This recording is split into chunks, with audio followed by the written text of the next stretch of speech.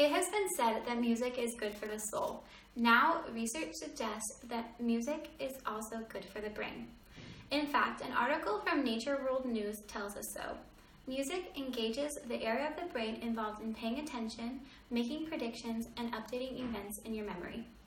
Research suggests that students who listen to classical music while studying perform better in school because classical music reduces stress and makes students more receptive to new information. Today, I will be discussing 2 points regarding the use of classical music for purposes of studying.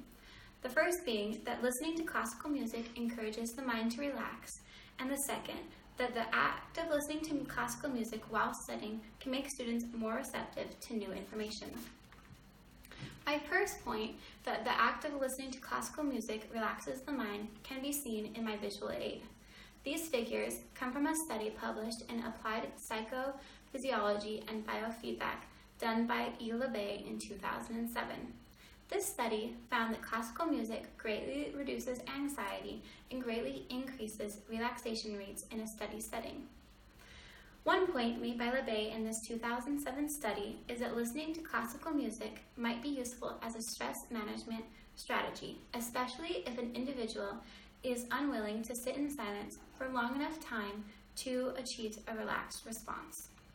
This is because listening to classical music has the capability to promote a positive emotional state and reduce the sympathetic nervous system to a greater degree than is found in not listening to music or listening to music that is heavy or intense. LeBay also says in the same study that using music for relaxation creates a positive experience between the music and the listener, allowing the listener to experience a greater reduction in heart rate after undergoing stress.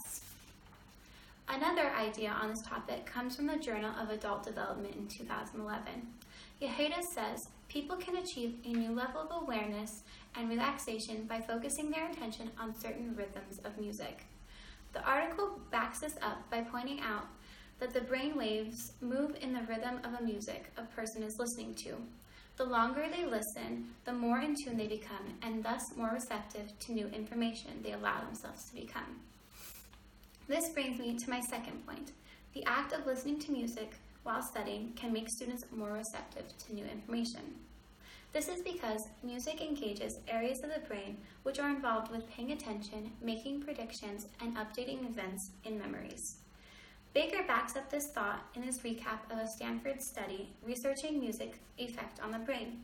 He says that music engages the mind over a long period of time, a process which allows us to anticipate events and help sustain attention.